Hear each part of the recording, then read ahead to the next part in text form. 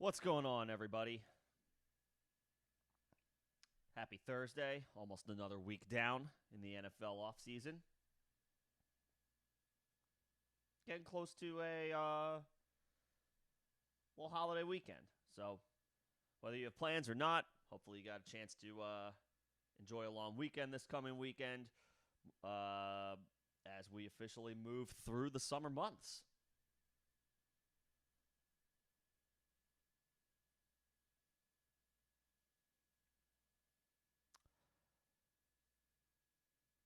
Is this working? No, it seems to be working fine. I think we're okay here.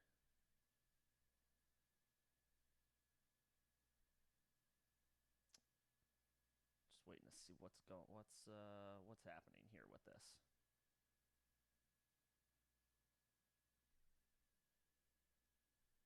There we go. All right. I think it was taking some time, but I think we're okay.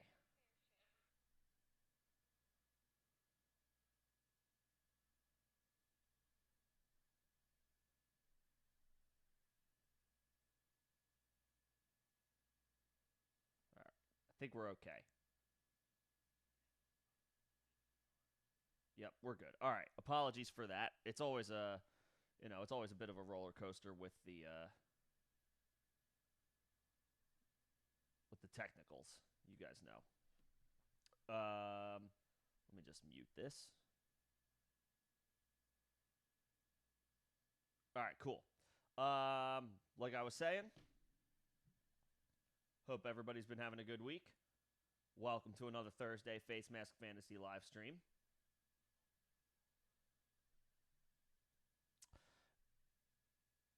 And today we're going to continue to fire up some best balls over the course of the rest of the offseason. I figured it makes sense to do as many of these as I possibly can. Not just it's not just it's not just dynasty season anymore. We've officially moved into the portion of our offseason, and for that reason, feels appropriate and a good exercise, a fun activity, hopefully, to do some best ball drafts live with you guys as they unfold real time and as they're happening. The purpose, of course, being you guys get to see a thought process and strategy lay out here as it's happening real time, as it's developing real time, and you can kind of go off of, you can take my thoughts from that and use it, whether you apply it directly or indirectly, apply it to what your strategy may be as we move through the summer and get closer to redraft leagues starting back up. Again, I covered the differences. If anybody's not familiar with best ball, I covered the differences between redraft and best ball a little bit in the last week's stream. So if you want to go back and check that out, there's some details in that link that you guys should be able to find. What's going on, Alex? Good to see you. I'm sorry that Underdog isn't working for you right now, but if you can, I'll give it a couple of minutes to give folks some time to join us in here, to jump in here. So I won't fire this thing off just quite yet, but if you're able to get it working here in the next few minutes, then of course we can try to join up. Of course, with these tournaments, with these best ball tournaments, you can't like create private drafts with your friends that can fill up as you're at your leisure. These are completely random to guard against, obviously, any potential tampering issues. Like if 12 friends want to set up a personal private draft, that's at their discretion. But with these nationwide tournaments, you can't create one retroactively. Therefore, we're at the mercy of however full the room is before we actually open it. So it's not like you can take 10 of your friends, 11 of your friends, and just try to join all at the same time. Half of you might get in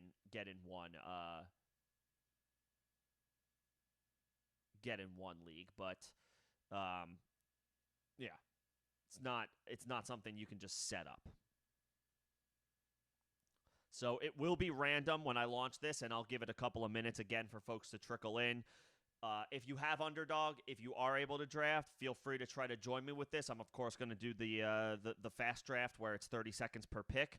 I'll time it up and fire it off. If you guys are able to join me, great. If not, feel free to try your hand at one of these on your own.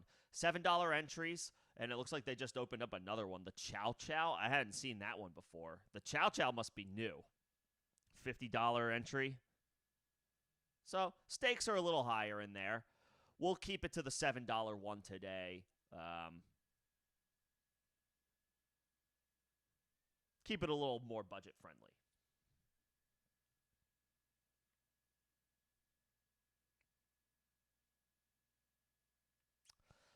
While we potentially wait for anybody else to who wants to either join in or follow along with this draft, some news and notes from around the NFL today. Sleeper put out a push notification last Wednesday night, excuse me, about Clyde Edwards-Helaire and how he's stepping up in Chiefs OTAs with Isaiah Pacheco sidelined. Sure, okay, whatever. I mean, good for Clyde that he's looking good in 7-on-7s. I was a big believer in Clyde coming in. He's going to be involved in some capacity with the Chiefs this year. That's the glass half full, but that's where it ends. He's on the last year of his rookie deal. He still doesn't cost very much against the salary cap, so it behooves the Chiefs to just keep him for this year, if anything else, as just depth for the running back room. From that perspective, he has value, but that's where it ends. I mean, it's been consistently a combination of injuries and just overall underperformance from Clyde Edwards-Helaire in his first 3 years in the league so far. Obviously, he's still young enough where maybe you don't totally give up on him. There's a scenario where he can be salvaged, but even if he's salvaged, what is that? Top 24 numbers for fantasy, maybe. Probably more like top 36. They brought back Jerick McKinnon. Isaiah Pacheco is sidelined right now, recovering from off-season surgeries.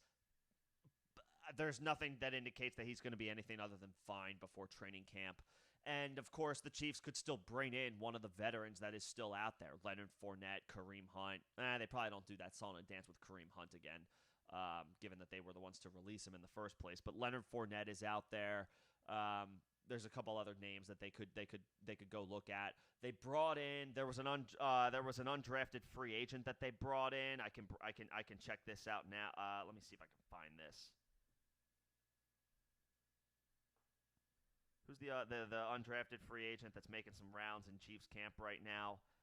I'm looking up the name. Prince. Deneric Prince. That's right. So, I mean, take that one with a grain of salt, but as far as the Edwards-Helaire update, it's just like, okay, that's fine. Good for Clyde Edwards-Helaire. Positive vibes from Michael Gallup out of Cowboys camp. Aaron Rodgers has had some glowing things to say about Garrett Wilson in Jets OTAs. I said camp. It's OTAs. There's no type of camp. It's not even a mini camp. It's just voluntary OTAs. Of course, probably the bigger news is Lamar Jackson. They're kind of talking up Todd Monken as the new offensive coordinator, and how the intention here is to throw the ball more and run the ball less. We'll see what happens there. Obviously, we want to see Lamar open it up a little bit more, and now he finally has a wide receiver core with a little bit more talent than he's had in years past. We've seen Lamar lead the league in touchdown passes, touchdown throws in his unanimous MVP year. Now, that happened on elite efficiency, but if we replace efficiency with volume, which it sounds like he might get passing volume in this new-look Ravens offense, I mean, it's wheels up on Lamar Jackson, man. And again, this is why I like to do these best balls. Some of you are like, it's May. How in the hell are you about to do a draft right now where you're actually spending money? Some of your best value can come from doing these drafts at this time of year. There was a slight discount on Lamar prior to the contract issues, the contract dispute. You could get him in the 5th round of these 1QB best balls. I mean, now his ADP is in the 3rd round. So if you did drafts early and we're getting Lamar Jackson, congratulations. You got him at a 15 to 20 round pick discount.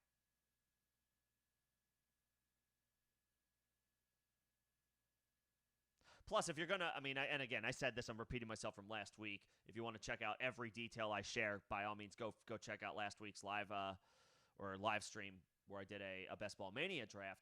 But if you're going to mock draft anyway, just throw $1 on a best ball. That's my perspective. The worst thing that happens is you draft a bad team. Maybe you don't like it from the start. You lose $1. So be it. If it ends up leading to a payout in your real redraft fantasy league, then even if it's something that what not to do, you'll take that trade-off. So I'm gonna go ahead and fire this up. We're multi minutes into this stream now. I'm not sure if anybody's gonna be able to join me, but obviously feel free to follow along. I'm gonna do this 30 seconds per pick.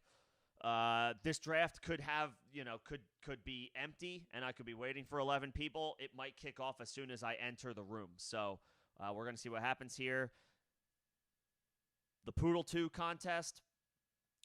Second best ball I've done on a live stream this offseason. Probably more to come. Let's get it going. All right, so we got 4 more people in here. So I guess real quick, for anybody who's in here now or seeing this now it's down to 3 people. If you want to try to join the Fast Poodle 2, now is your opportunity. But we're running out of space real quick here. 3 people, three down to 3 open spots out of 12, and now 10 out of 12. This thing's filling quickly. This draft will probably go somewhat quickly. We're about to be off and running. 1 person left. Do I take Clyde Edwards-Helaire with my 18th pick? I don't want to do that to myself. I can't. At this point, I can't do it to myself. Yeah. Alex, sorry you weren't able to hop in on this. Hopefully, whatever your situation is, is fixed soon. Hopefully. Because I would be in the customer support DMs for Underdog, incessantly asking, like, fix my stuff.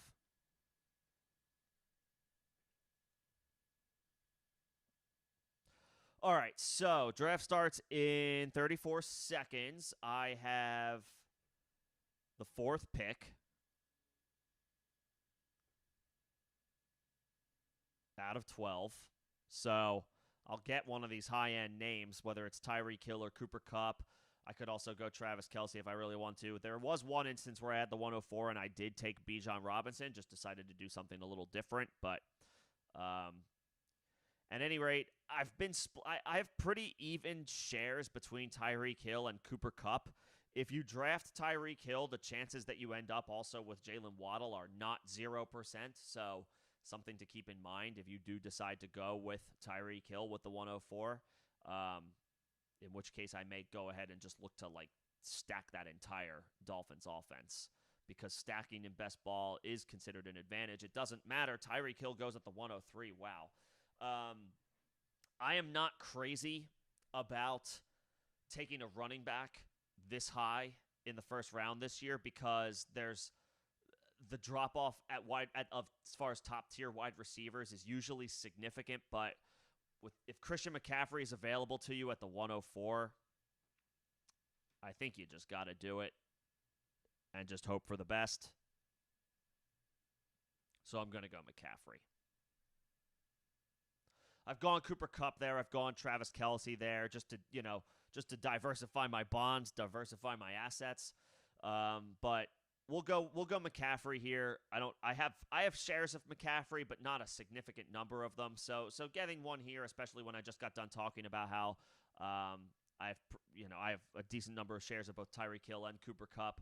This feels like a decent swerve from what I usually do. Diggs goes 5th. Oops, I backed out of the draft. That's my mistake. Don't worry, I will re-enter that. How do I close this active pane?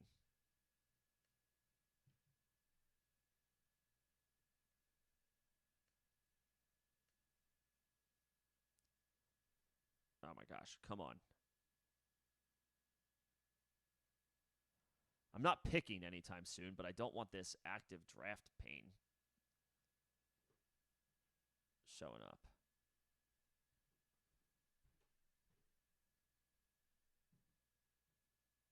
Well, at least now you guys can see the number of slow drafts I'm currently in. Let's see. If I just, like, slide this over. There we go. It's not as great, but we'll take it. Oh, well. All right. So, as I was saying, Stephon Diggs goes 5th overall. That's pretty. I mean, at this point, like a first-round pick, if you want him, you just got to take him because it's a guarantee that he's not going to come around to you in the second round. So, there you go. Kupp goes 106. That's pretty good value for him. Kelsey goes 107. That's great value for Travis Kelsey.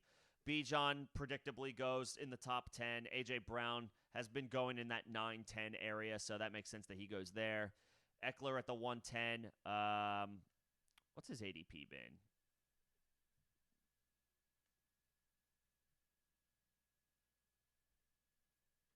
I'd be curious to know. Is it going to tell me? If I just click on him? No? All right. I guess I'm not allowed to look at that. All right. So Hurts is the first quarterback off the board. I guess that's the person who took A.J. Brown, so they're just building the stack. It was. CeeDee Lamb at 111 makes sense. Getting Devontae Adams and Garrett Wilson at the turn is pretty good. Taylor at the 202. That's a steal. That's a steal. All right, I'm coming up here in one pick. So I guess I'm kind of hoping that. Yeah, see, I'm not crazy about the wide receivers here. I'm gonna like kind of hope that I can, maybe like DK falls to me at the 304, which is possible. It certainly was right around his ADP. And Allen goes. That's kind of who I wanted. I was kind of thinking like I'll just take Josh Allen here. Yeah, see, so like these guys all took 3, 4, 5. What am I, like 6 picks from here? I think I'm just going to lock in Mahomes and get a high-end quarterback. It's more important in best ball to grab the high-end quarterbacks because you can't stream in best ball. So the thought process of just grabbing a bunch of like QB 2s and 3s late in the draft is not as optimal in best ball as it is in redraft. So getting getting one of the elite quarterbacks makes sense. That's why their ADP is as high as it is. So with no obvious like there are obviously really good wide receivers here, but without a clear-cut option, I'll go in a different direction and grab one of the high-end quarterbacks.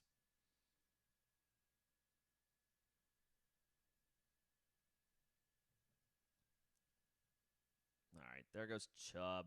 It's pretty good value for him there.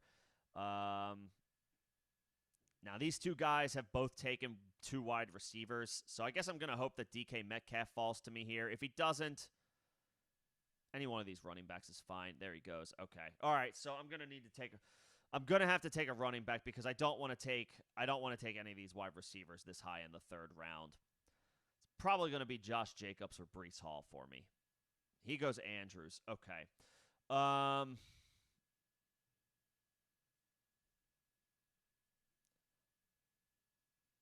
I like Jacobs. I've been grabbing both Jacobs and Breece. I think I have more shares of Breece. So I'll go ahead and grab Jacobs. Plus, he's got 2 games. I don't care about whatever that is where he hasn't signed his tag yet. I'm not worried about that. He does have 2 games against Mahomes, so I have a little bit of a correlation stack there. So, ideally one carries along the other as far as a in-game production perspective. So wide receiver is going to be a little weak for me there. That 104 area has turned into a real, not favorable spot to pick. So that just goes to show you, I mean, if you have a pick in the top half of the 1st round, you might as well hope to get either the 101 or the 102 because you could just take either Jefferson or Chase and just call it a day. And then whatever is available to you at the turn, you just figure it out from there.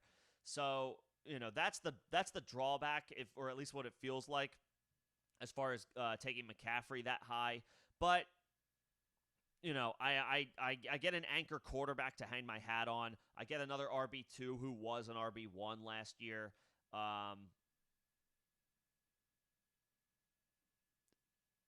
We'll see what happens.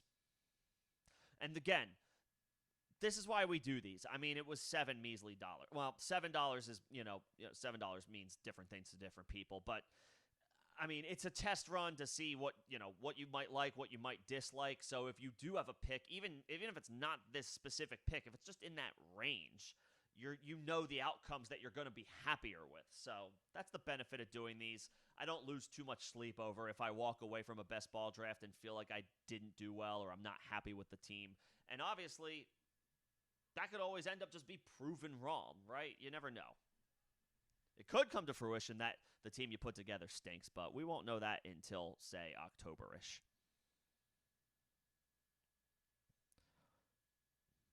It is what it is. What's up, Notorious? Good to see you. I am deviating from all your suggestions. I didn't intentionally do that. I swerved a little bit. I have a lot of Kelsey shares. I do already, having done, I don't know, somewhere in the 20 draft range, maybe a little bit more than that, to be honest. I have a lot of Kelsey shares. I don't have as many McCaffrey shares, so kind of just deviating, just kind of diversifying over here. The wide receivers are going high. The wide receivers are going high. I mean, I don't think Najee's going to fall two more picks to me, but I will just take him and go just bully RB. It's maybe not there's a lot of people these days that would never, but the way people are valuing running backs this year, it almost feels like you want to swerve in that direction. I don't think he's going to be available here.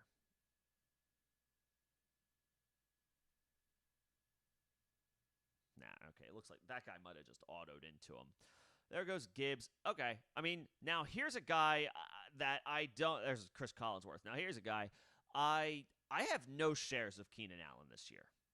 So far, none. And I'm a big believer this year that if you're gonna do, just on the sake of if you're gonna do a bunch of best balls, just diversify your bonds. I am gonna take a chance here. I'm gonna take a risk with Keenan Allen here. One, I don't have any shares of him yet this year, so let's see how that goes. And two, you're talking about a guy who is perennially getting taken 10 to 12 picks higher than this. I know he's now a year older, but that offense is healthy now. That includes Justin Herbert. They swung in the wrong direction as far as a meeting expectations perspective last year. To that point, now they're all, man, J.K. Dobbins at the 410. That's a little high. I like Dobbins this year, but that's a little high. I guess you naturally expect the Chargers to bounce back after a down year last year, health permitting. But that was their big issue last year, was everybody was injured. Keenan Allen picked up an injury early. Justin Herbert picked up that rib injury early. He was never really the same the rest of the season. Mike Williams was in and out of the lineup. I think the only constant was Eckler, and he's a running back, so that's impossible to chart out year over year.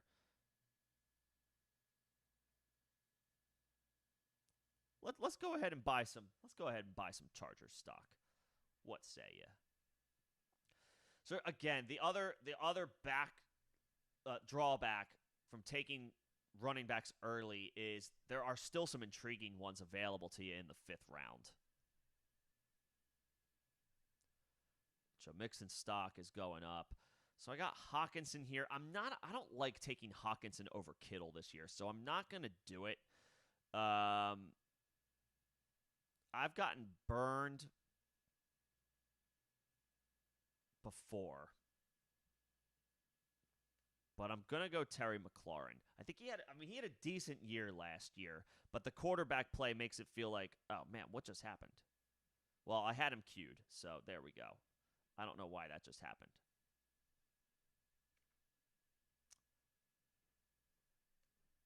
Sorry about that. All right, there's the draft, or there's the list. So I'll go McLaurin. Let's see what happens there. I mean, getting him 3 spots below his ADP, it's not significant, but at this point, it's like, okay, we'll take a chance. Hawkinson goes again. I'm not a fan of taking Hawkinson over Kittle this year, and I could take Kittle, but I passed on wide receivers early, so I'm going to go back to that well and deal with tight end later. Aaron Jones at pick 56. I mean, if you guys have listened to me for the past 2 years, you guys know how much I love Aaron Jones. I have a lot of shares of him in this in drafts this year. I know Aaron Rodgers isn't there anymore. I think this fall for him is too steep. Again, another reason why I like going wide receiver in the first round. There's lots of running backs that are good in the 4th and 5th rounds.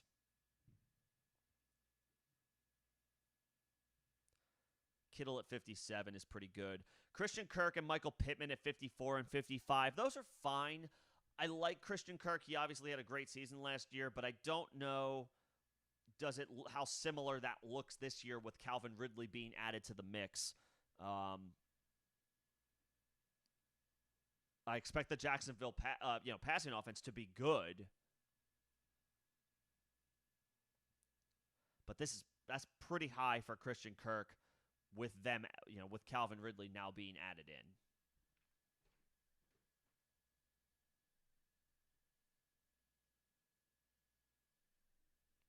Sanders at 58, that's too rich for my blood. It's a significant downgrade in situation for him. He had the best he was in the best rushing offense last year. He goes to one that's still very much a work in progress. I'm not buying Miles Sanders this year. I like Godwin at 59. Dameon Pierce, I have shares of him, but I don't know what to do with him. I don't know if I should believe or not. He started out incredibly strong. He tailed off in the second half of the season. I think he picked up an injury as well. And now they signed Devin Singletary on the cheap, who has been a solid contributor in his career thus far. He's going to take work away from Pierce. Plus, they may try to throw the ball more with the rookie. Yeah, see, like that 4th pick overall, I could do without that one. Give me the 101 or the 102. Otherwise, throw me to the back of the draft. Give me 109 or later.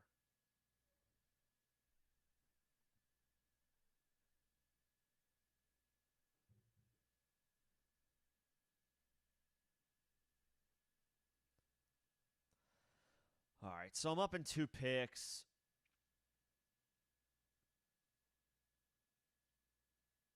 I'm going to hope Tony falls to me here because I have Mahomes, so I can build that stack. And if I can, I will. And there he is. Excellent. Stacking is important in best ball, and that might be a rich draft pick for Kadarius Toney. But with the Chiefs doing what they did, or maybe the better comment is what they really didn't do in either the draft or free agency, is really add or spend premium resources on wide receiver help. They for the second straight offseason didn't do it. In fact, they let Juju Smith-Schuster walk. I know they drafted Rashee Rice, but I mean, Tony feels like their acquisition from the perspective of they traded picks for him last year. I mean, I'll take him as a potential wide receiver 1 for a Chiefs offense when I also have Patrick Mahomes. I don't pick again here for a while, so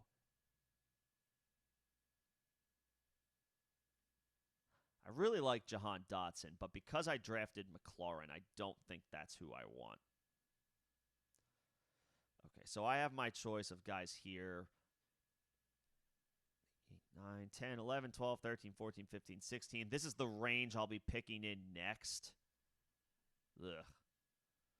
The wide receivers dry up more than the running backs, so I'm going to grab another guy I don't have a ton of shares of. I've been grabbing Deontay at this point in drafts, but if Deontay is gone, I'll gladly take Pickens here.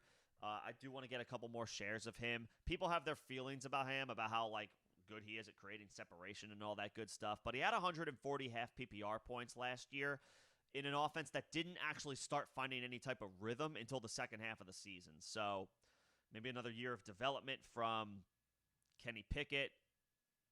They spent premium resources on the offensive line with Broderick Jones in the first round.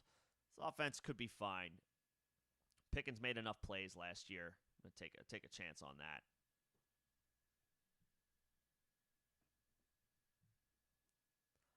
You don't like my draft, Notorious? That's okay.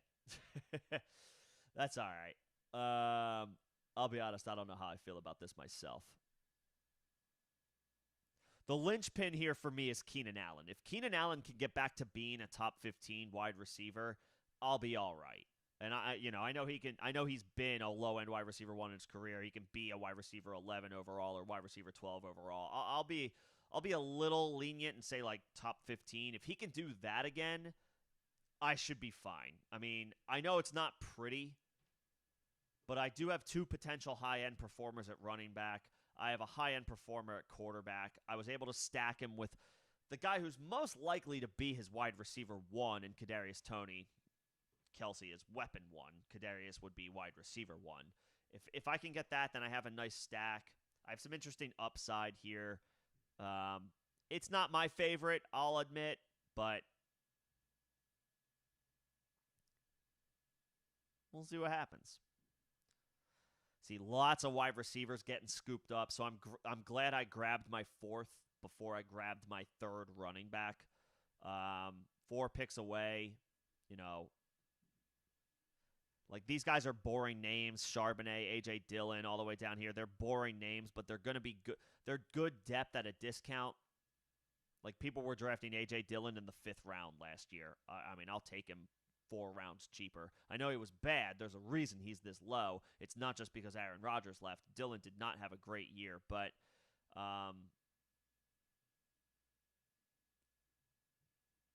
the per game production wasn't terribly bad. So I am going to continue to give him a look.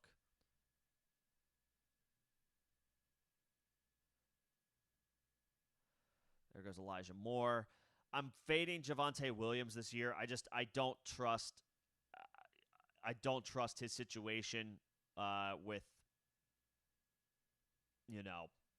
coming back from such a significant injury. I'll grab James Cook here, and then ideally I can get another good running back down in this area. I'm going to go James Cook here. I know that the Buffalo backfield is kind of gross. One, I don't have too many shares of James Cook, so again, just looking to diversify those bonds. That could be a throwaway pick, but I mean the consensus seems to like James Cook, evidenced by the ADP. It's a great offense that he's attached to, so just by the nature of the beast, he could fall into the end zone a few more times than somebody that doesn't play for the Bills. I'll roll the dice.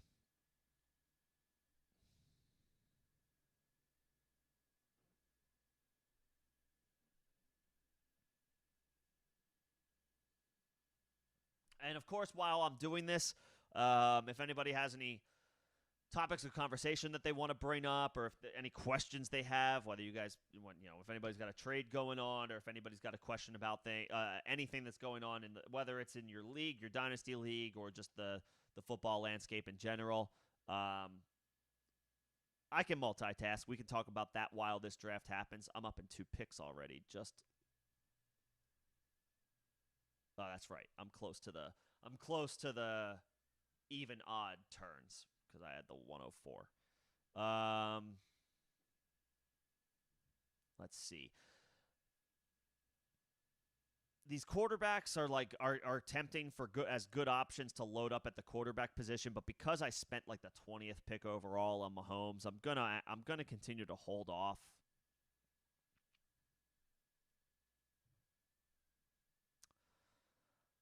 I don't love any of these wide receivers. Juju's not bad, but it's not screaming out to me. I guess I'm a sucker for pain. I was talking about Dylan a little while ago. I'm gonna go back to the well here again. Like, look at the difference in production from the year when we thought AJ Dillon had this great season in 2021, 168 half PPR points. He finished with 153 last year. It wasn't that much worse of a season than he had in 2021. It just feels like it did because expectations were through the roof for a backup running back getting drafted in the 5th round. Now I can have him 40 picks later. I'm fine with that pick. I'm fine with AJ Dillon 100 picks into the draft. Last year, you had if you wanted him, you had to get him 50 picks into the draft, and he wasn't that much from an overall finish perspective. He wasn't that much worse. And I think just because Rodgers is moving on doesn't mean that he should be 40 picks cheaper. 40, 45, 50 picks cheaper. Yeah, I'll roll the dice on that. Plus, you figure Green Bay's going to be running a decent amount this year with, as they're breaking in a new young quarterback.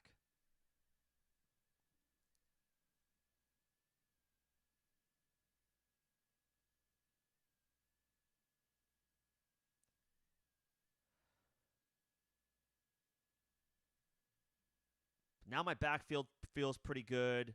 I'll be, I guess, kind of in this area coming up.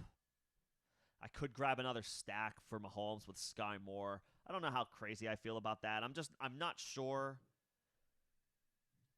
I'm not sure that I don't know if I believe in Sky Moore.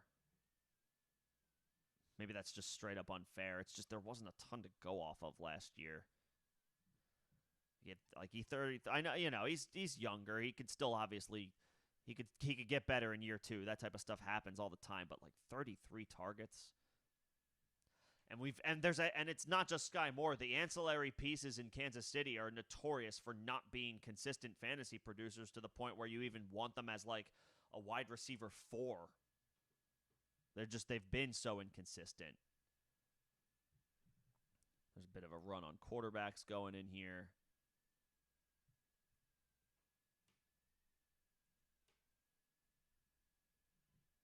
I don't expect Kirk Cousins to fall to me, but if he does, I may just go ahead and do that and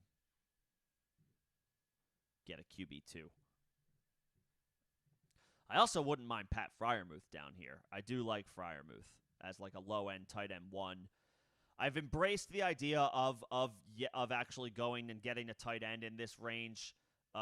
Maybe not as much in redraft, again, because you can stream, but because you can't here, getting a guy who still is, good enough to regularly be considered a guy who can finish as a top 12 tight end. Don't have to worry about streaming. The difference, of course, here is that Kirk Cousins has officially fallen. Yeah, I'm gonna get my QB2 here. I'm gonna get my QB2 here. It's good to have good quarterback play in your back pocket in these drafts when you can't stream.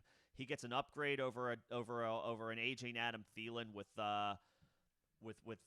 Jordan Addison. Obviously, they added T.J. Hawkinson midseason, so they now have a full offseason to work together. And then, of course, it all goes without saying, they still have a top 2 wide receiver in the NFL in Justin Jefferson. So, yes, I have Mahomes, but now I'm in a pretty good spot at quarterback. So it stinks to let Freiermuth go there, but because I was able to secure a good quarterback, 15 picks after his ADP, I'll take that trade-off. So I'm punting on tight end. That's okay. Man, if Antonio Gibson gets to me here, that's going to be enticing. Take Odell Beckham. He might take it. He might take Gibson. No, he took Elijah Mitchell. So Odell has fallen far below his ADP at this point, but there's some interesting wide receivers I like a little bit later. And so I am going to continue to my bully run on maybe drafting too many running backs, but I'm a sucker for Antonio Gibson. I think he's the most talented player in that backfield. I can get him in the 11th round. I like taking a chance on that. So my backfield is pretty much set. draft one other guy maybe with one of my last 2 picks, but I should be attacking wide receiver and tight end from here on out.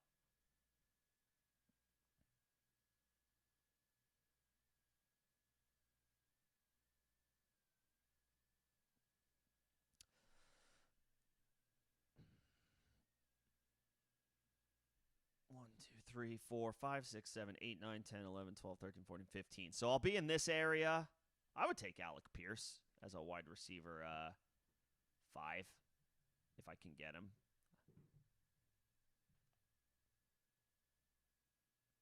I would take Alec Pierce. I don't want to take DJ Chark. And then, of course, if one of these 2 tight ends fall, I don't think I have any shares of Dalton Schultz or Chigakonkwo. So they'd have to fall. Maybe they don't. Could also, I didn't even notice Cole Kmet. He could fall too.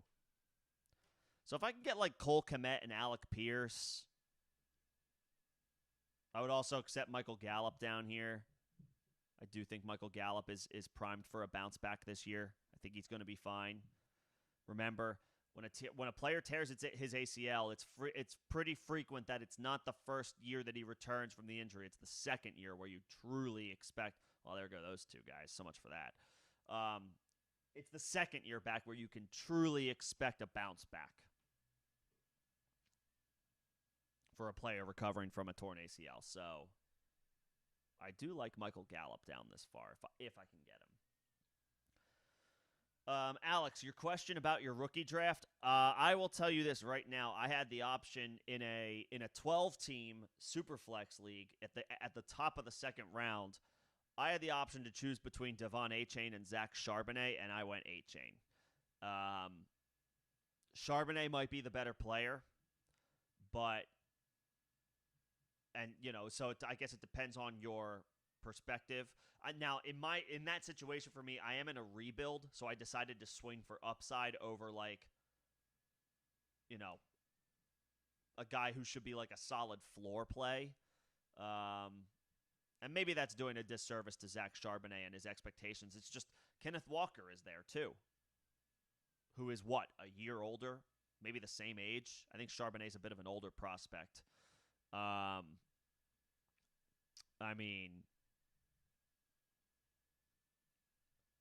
Whereas Achane is a bit younger than Charbonnet, and and you're playing Dynasty, the guys in front of him are older. Raheem Mostert and Jeff Wilson, older and have had issues with injuries over the courses of their careers. So I'm going all upside and grab Cole Kmet here because I need a tight end, and fell a couple spots below his ADP, so didn't have to reach for that. Grab Cole Kmet. My guy Alec Pierce is off the board. That's okay. I'll grab KJ Osborne here, actually, because I have Kirk Cousins. And while it's not a premium stack, it's still one of his weapons.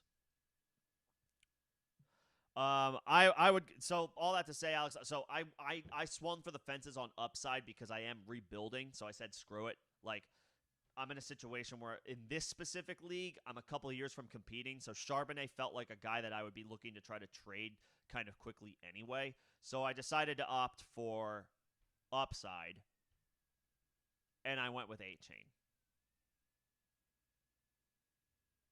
So I like Achane. I like Achane. Like for upside over those guys. Over Miller. I mean, well, maybe not over Miller. Miller had much better draft capital. Charbonnet did too. I hate the landing spot.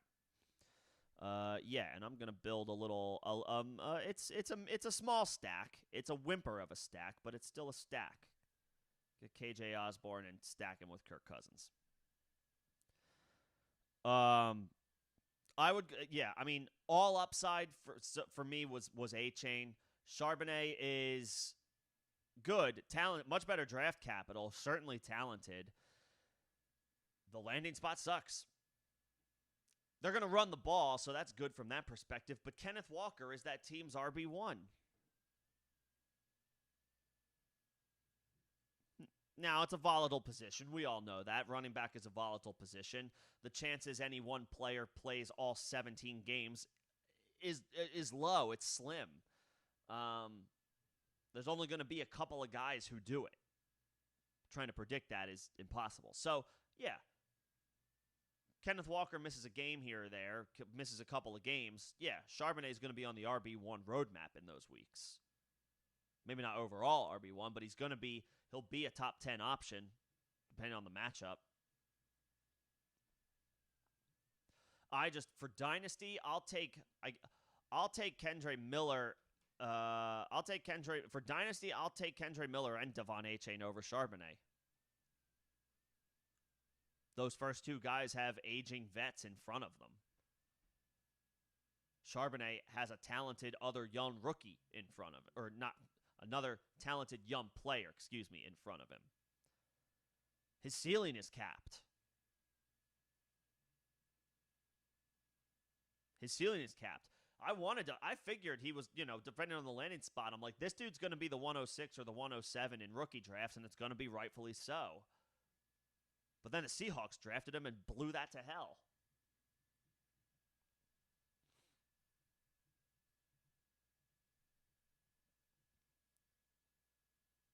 The talent is there. The draft capital is there. The situation stinks. It's not his fault. I'm not poo-pooing Charbonnet as if it's his fault. But in Dynasty,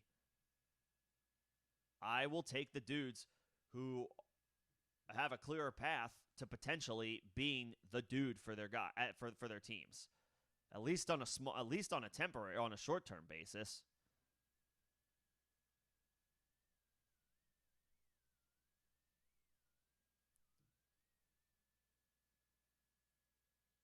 Like Jamal Williams is 28. Alvin Kamara is going to be 28, and we got to see what happens with him this offseason. Miller is not far away. A-Chain has Raheem Mostert and Jeff Wilson. I think are they 28 and 29, something like that? Not far away. Now, that doesn't mean that Miami and New Orleans can't go back to the well and use more resources at running back next year. They very well could.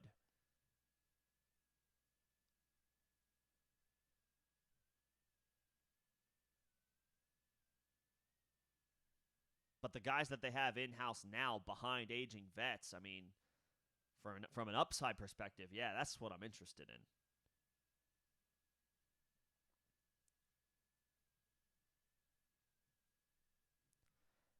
This guy only has one tight end. This guy only has one tight end. So I'm gonna take a guy I really like who I haven't been getting a lot of shares of this year, and it's Gerald Everett. Again, I'm gonna buy the Chargers offense a little bit. I like Juwan Johnson. I like Juwan Johnson. I'll be interested in him. I will be interested in him, but I have a decent number of shares of him. I just don't have that many shares of Gerald Everett, and I've always been a fan of Gerald Everett, and I think the Chargers are going to be a better offense this year because everybody's healthy. So, giddy up.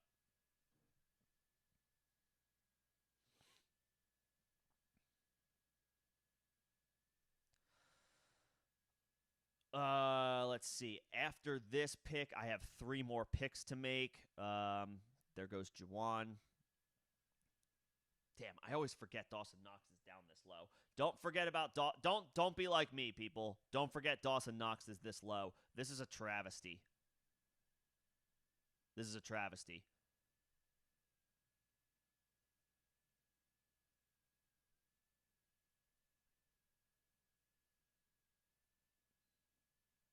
Yes, the Bills drafted Dalton Kincaid. And we expect Dalton Kincaid to be good, but Dawson Knox has been it was a rough first half of the season last year, but he was dealing with things off the field that we found out about later. Was a little inconsistent, but he was good in 2021, and he got better as far as just like being that low end tight end one guy, just bailing you out with a touchdown in the second half of the season last year. and they added Dalton Kincaid, but they didn't really go crazy and add anything of significance at wide receiver. So, I mean, Knox is going to still be out there, and he's the vet. There's a steep learning curve for the tight end position. I'm going to grab Rashid Shaheed here for a little bit of wide receiver depth.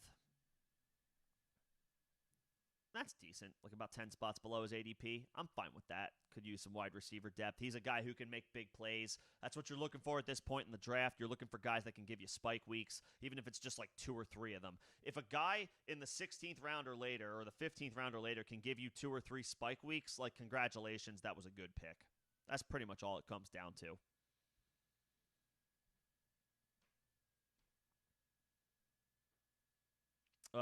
So I guess Alex, and what's going on, Scott? Scott disagrees with me. He prefers Charbonnet, and that's okay. That's okay. But Alex, I prefer Miller. I prefer Miller, and I prefer A-Chain in Dynasty.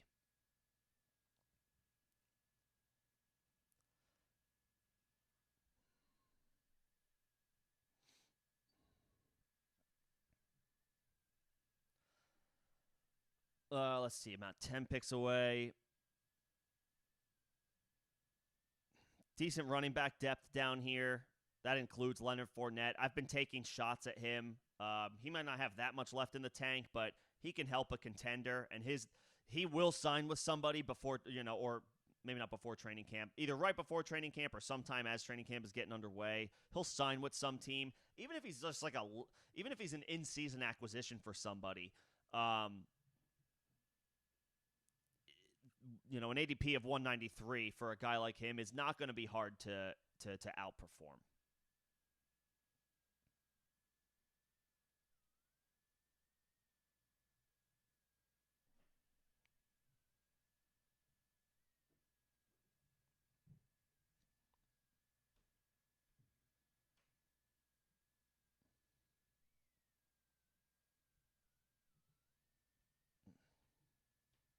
All right, let's see. 4 picks away. There goes Jerome Ford. It looks like he's going to be the RB2 in Cleveland, so it's pretty good value.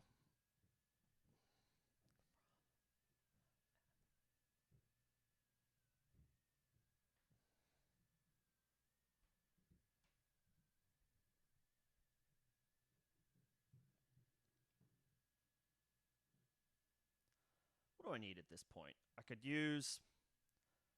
I'm not opposed to grabbing a third tight end. I'm set at quarterback, having taken Mahomes 21st overall and then getting Cousins like 16 picks, 15 picks below his ADP.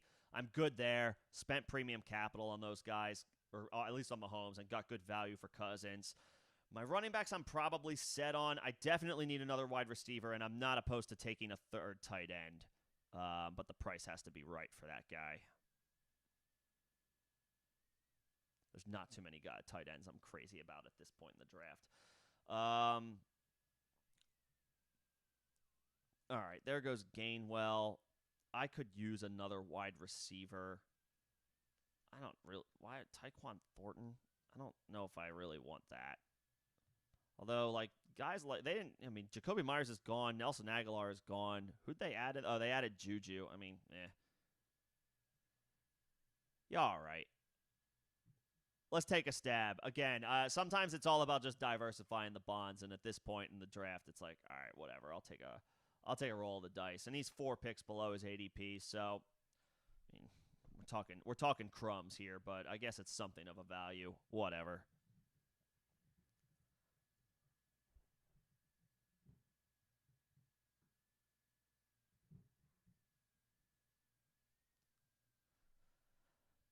What's going on, Iron? And Scott, as far as the fantasy viability of the Seahawks backfield, it's for me, it's just about Zach Charbonnet's ceiling is capped. That's what it is. They both can be good, but that's gonna be it's gonna be difficult for both of them to perform at a high end perspective, and that was what we were hoping with Charbonnet. I mean, it makes sense in Dynasty, and I've seen this in multiple drafts. I know I'm not the only one who feels this way because I wasn't the one making the picks. I mean, his value went down. People are taking Kendre Miller over him. They're taking Devon Achane over him. The upside is there.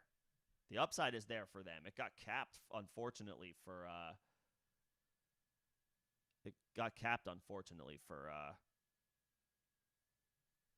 Charbonnet. I panicked on Marvin Jones, but screw it. J-Mo is suspended for the first 6 weeks, and they didn't really add anybody else. And as far as Dalvin Cook, man, I can tell you right now, whichever backfield Dalvin Cook joins, I'm not worried about the incumbents. I know Dalvin Cook made it through the full season last year. Good for him. Seriously, good for him because, obviously I don't want anybody to get hurt. I want everybody to be able to play every game, but that hasn't been the trend for him. That was an anomaly. He's still, these shoulder separation injuries that he's dealing with don't go away. There's a high chance of re-injury, especially at this point in his career. And you look at the advanced analytics, Cook's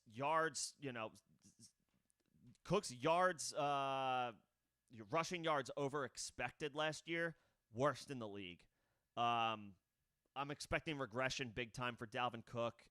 I'm not worried about him where he goes. Not worried about him. Kind of not crazy. I'm not crazy about drafting Dalvin Cook this year. If it burns me, so be it. But last year was an anomaly from a health perspective. And he put up the numbers, but the statistics say he should have been better than he actually was. At this stage in his career, I'm not buying Dalvin Cook.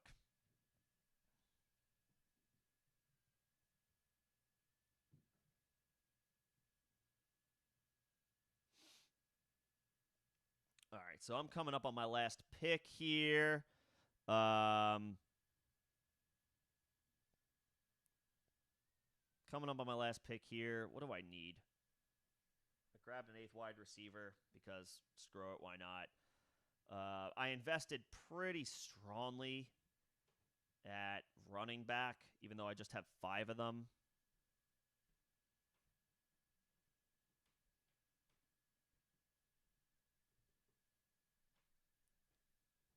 Who are my tight ends? Komet and Everett. I guess I could live with just those.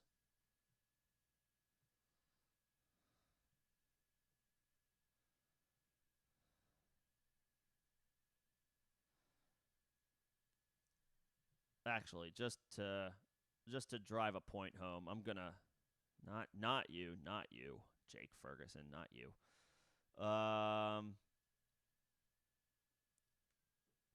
Let's see if I can get Ty Chandler. Come on, baby, fall to me. Because I would love if the Vikings release Cook. Even if they don't, I'll put my money where my mouth is and fire up shares of the Vikings' deep backups, not just Alexander Madison. Come on, baby, get to me.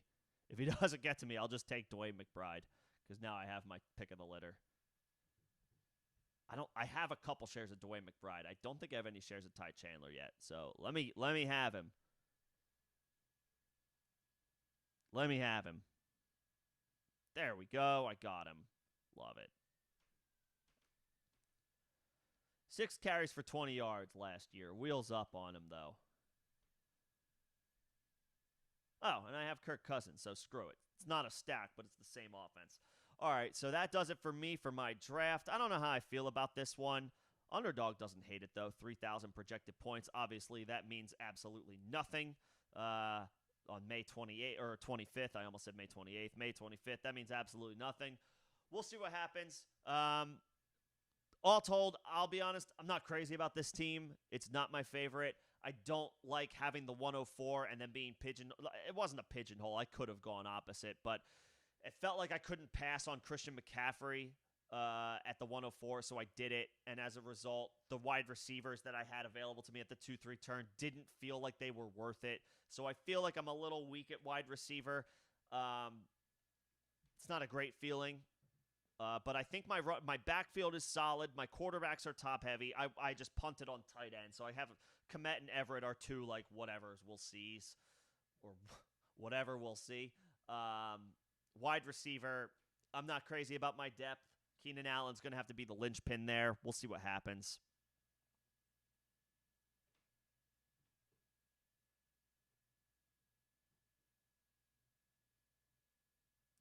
This is stuck. That's what it looks like.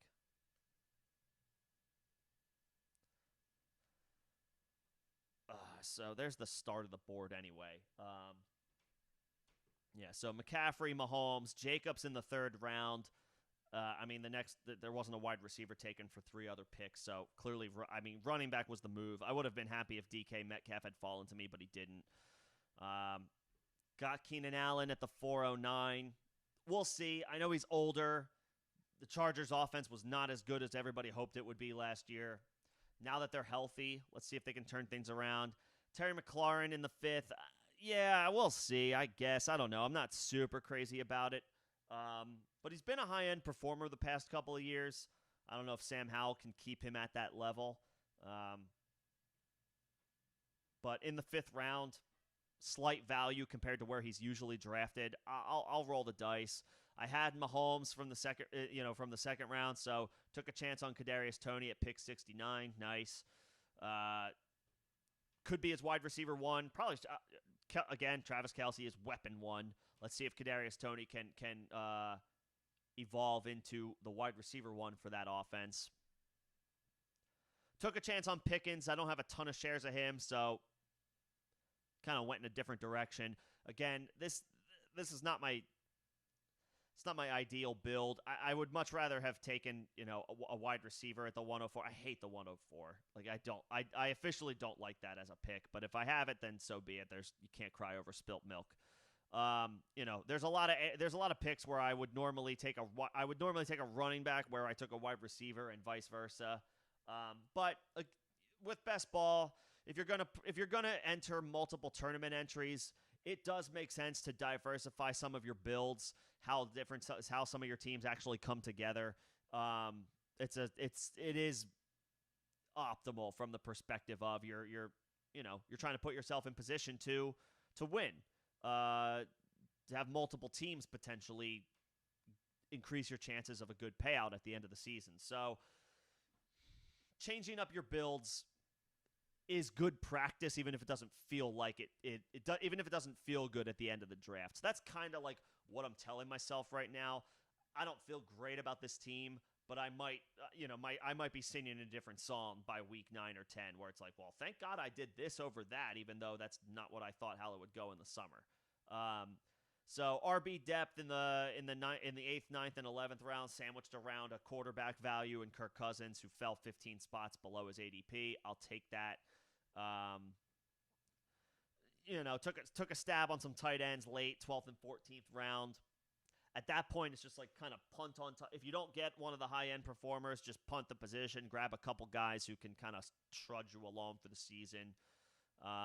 Everett's attached to a good quarterback. Komet should be a premier option, one of the focal points of the offense. So, in an offense that we expect to be ascending in Chicago. So there's my glass half full. I grab Osborne for wide receiver depth to attach to Kirk Cousins. So a couple of stacks, minor stacks, mini stacks, but stacks nonetheless. More wide receiver depth with Rashid Shaheed and Tyquan Thornton. Well, and Marvin Jones. Whatever. We'll see. Rounded out with some running back depth on an offense that if Dalvin Cook is going to get cut, which by all accounts he's going to be, grab one of his backups now in the 18th round before he becomes a 13th round pick in a couple of months, or maybe in a few weeks, because it'll be a post-June designation or post-June 1st designation for Dalvin Cook. So that time is coming. It's a ticking time bomb for the value of his backup running backs. So get him now.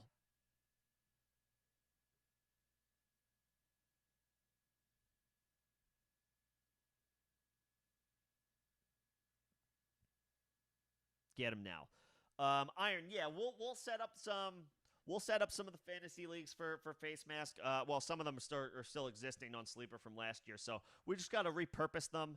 But yeah, we'll fire those up this year. We'll absolutely fire those up this year. I think that's going to do it for me tonight. It's kind of quiet right now, and it looks like most of the traffic has since trickled out. So I'm going to call it here. Again, thank you for coming in and hanging out while I do this draft. Hopefully it's fun. Hopefully, if you disagree with what I do, that's fine too. If anything, maybe it gives you a glimpse into like, I don't want to do that at all. So at least now I know going in, like, maybe it helps tweak your strategy so you do the opposite of me. So however you feel about the draft, hopefully it's helpful one way or another. This is a fun activity. I can absolutely continue to do this throughout the off season. If people want me to. But if there are no other questions, in the chat, I can go ahead and call it for tonight. But I can definitely do this again. I can do it next week. I can do it moving forward over the course of the off season. In addition to the AMAs, where we can talk shop on whatever topic you guys want from a fantasy perspective. But that'll do it for me tonight. Thank you guys for coming in and hanging out. Hopefully this was fun. Hopefully this was helpful. Enjoy the holiday weekend, however you're spending it, whatever you're doing. Have fun. Stay safe. Enjoy the fantasy. If you are joining Underdog, hopefully, Alex, you get your account fixed soon so you can get back to drafting. And other than that, appreciate you guys as always.